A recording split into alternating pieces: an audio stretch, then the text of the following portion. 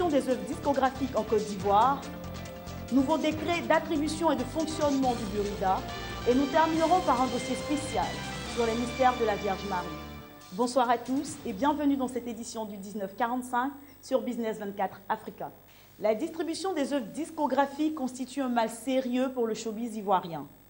Cela est dû à la presque inexistence de maisons de distribution, à la piraterie et même aux consommateurs qui préfèrent de plus en plus les supports bon marché. Jean-Marc Tonga nous en parle. Ceci n'est pas une scène de théâtre, ce qui veut dire que nous ne sommes pas sur un tournage de film, bien que l'on reconnaît ici Jimmy Danger, ce célèbre et talentueux comédien ivoirien. Sur ces lieux, l'artiste est bel et bien en train d'assurer lui-même la vente de sa dernière production en date. Pourquoi cela arrive-t-il que Jimmy Danger s'érige en distributeur d'œuvres discographiques? Je ne vais pas dire nos amis. Depuis que nos ennemis sont venus, voilà, il n'y a plus de maisons de distribution. En effet, la distribution des œuvres discographiques constitue un mal bien réel qui mine le showbiz ivoirien. Et chacun y va de sa méthode pour trouver solution à son cas. Il n'y a vraiment pas d'acheteurs. Il n'y a aussi pas d'acheteurs. Parce que nos acheteurs, les consommateurs, ne savent pas ce qui est bon, ils ne savent pas ce qui n'est pas bon. Le gars, il dit il aime ton affaire, ou bien la dame, elle dit qu'elle aime ton affaire. Elle préfère consommer ce que tu crées. Que ce soit bon ou pas, elle consomme. C'est-à-dire, ça peut être un CD piraté, ça peut être des trucs aussi, des clés USB, partout. Elle va et donne sa clé. Mettez-moi les sons de Kora à bout, mettez-moi les films de Kora à bout. Elle s'en va utiliser. Elle s'en fout de comment toi, tu dois faire pour avoir pour toi dedans. J'ai décidé moi-même créer ma propre maison. Je vais m'auto-produire et me distribuer. N'empêche, il existe encore heureusement quelques rares structures qui luttent contre vents et marées pour assurer la distribution et la vente professionnelle des œuvres de l'esprit. Le piratage, on est obligé de faire avec, c'est dans tous les domaines. Nous, on a la chance qu'avec la communication faite par un certain nombre de personnes, que ce soit les gens de la presse, ceux qui chantent, nous-mêmes aussi, un Ivoirien moyen est conscient qu'il faut qu'il achète quelque chose qui est original. Et nous, tenant compte du nombre de ventes que nous faisons par an, on pense que les Ivoiriens sont assez mûrs et ils achètent des CD qui sont stickés. En dépit de la bonne volonté de ces maisons de sauver la situation, la piraterie et le choix des consommateurs portés de plus en plus sur les supports bon marché demeurent la fausse note. La situation à ce jour reste alarmante. Le comité de gestion provisoire du Bureau ivoirien du droit d'auteur Burida a convié les sociétaires à des séances d'explication du nouveau décret numéro 2015-271 adopté le 22 avril dernier en Conseil des ministres. Le dit décret fixe les attributions et le fonctionnement du Burida. Jean-Marc Tonga. Le comité de gestion provisoire du Bureau ivoirien du droit d'auteur Burida a procédé à des séances de rencontres avec les auteurs, interprètes et compositeurs d'œuvres de l'esprit. Cela en vue d'expliquer à ceux-ci le décret numéro 2015-271 fixant les attributions et le fonctionnement du Burida adopté le 22 avril dernier en Conseil de gouvernement. Mais pourquoi cela nécessite-t-il de convier les sociétaires à des séances particulières? Le décret du Burida intervient dans une structure assez particulière. Une structure, d'abord, qui a un statut particulier parmi toutes les structures qui existent dans l'environnement juridique ivoirien. Une structure qui est en restructuration, et ça a son importance, et qui va donc sortir de cette période de restructuration. Le dit décret comporte 56 articles répartis en 6 chapitres, le tout bâti autour de 2 idées maîtresses, à savoir consolider les acquis et mettre en place des mécanismes en vue de garantir une gestion efficiente, transparente et responsable de la maison des artistes. Moi particulièrement, en tout cas j'adhère, c'est une bonne chose, c'est clair, les artistes eux-mêmes maintenant vont voir clair et nous pensons que les conditions de vie des artistes vont changer comme il le faut. Ce nouveau décret vient à point nommé pour améliorer les conditions de vie des artistes, certes, mais une décision plus poussée des autorités compétentes pour mettre fin à la piraterie permettrait à ces créateurs de vivre pleinement de leur art. Rosine Kakou Ano, blogueuse depuis 2008, elle a été sacrée meilleure blogueuse en Côte d'Ivoire en 2011. Elle a également remporté de nombreux prix en littérature. Rita Sepi l'a interviewée. Blogueuse depuis 2008 sous le pseudonyme de Yeni Gigi, Rosine Kakou-Ano est diplômée en communication, marketing et management. Sacrée meilleure blogueuse de Côte d'Ivoire en 2011, elle est également passionnée de littérature et a remporté plusieurs prix dans ce domaine. Ça a commencé avec des blogs nigériens, le blog de Bella Naija et le blog de Linda Ikeji. Bella Naija aujourd'hui qui est devenu un magazine en ligne très très apprécié. Le blog de Linda Ikeji qui est la meilleure blogueuse du Nigeria aujourd'hui.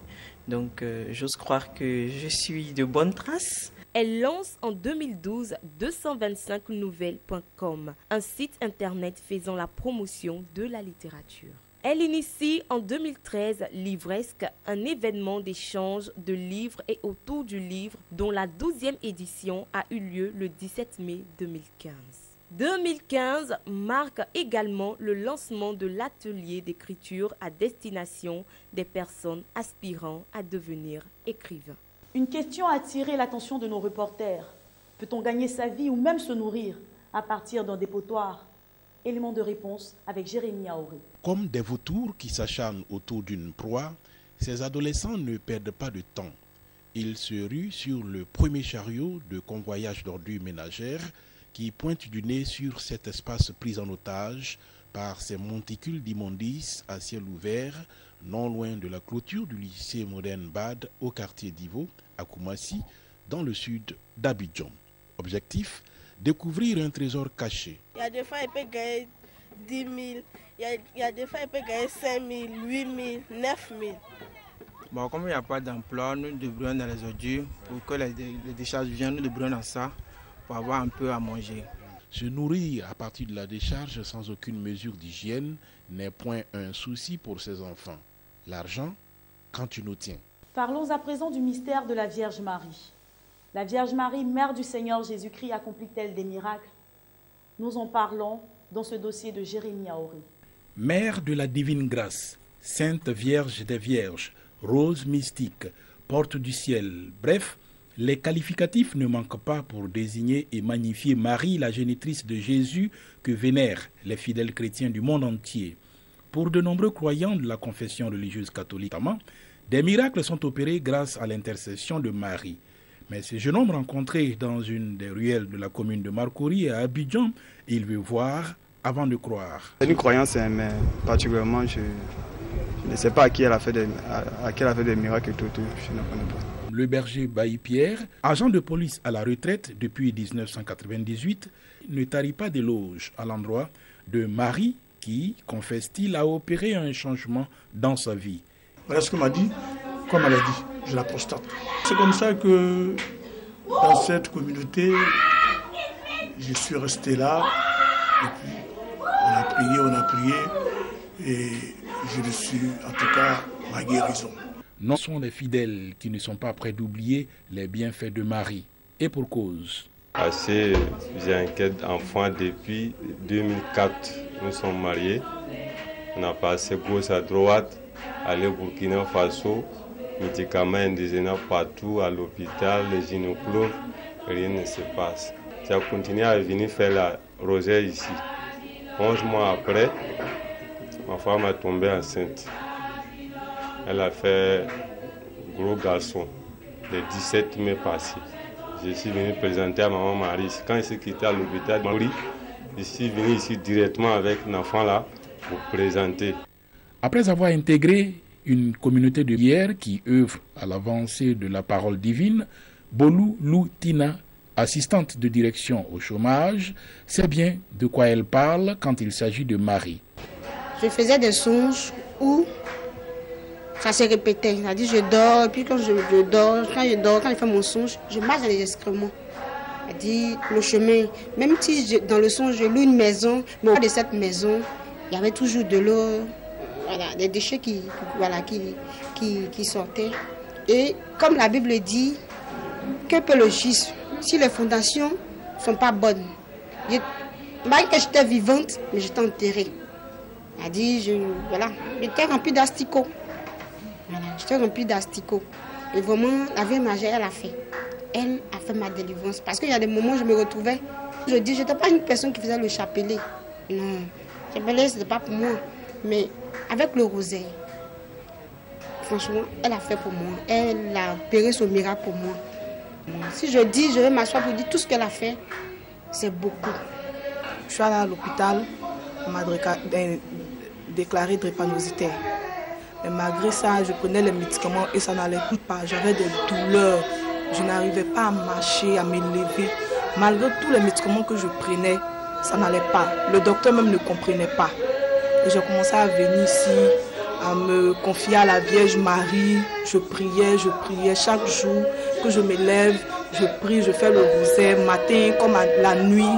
Et depuis un moment, je ne prends plus de médicaments, ça va. Le sanctuaire marial d'Abidjan est par excellence le haut lieu de la dévotion à Marie. Une spécificité à relever, c'est la bénédiction en mai 1980 de sa première pierre par le pape Jean-Paul II, alors en visite en Côte d'Ivoire. Un clocher conique dont les dimensions au sol sont 10,50 m pour le grand axe et de 7,50 m pour le petit, avec une hauteur de 53 mètres.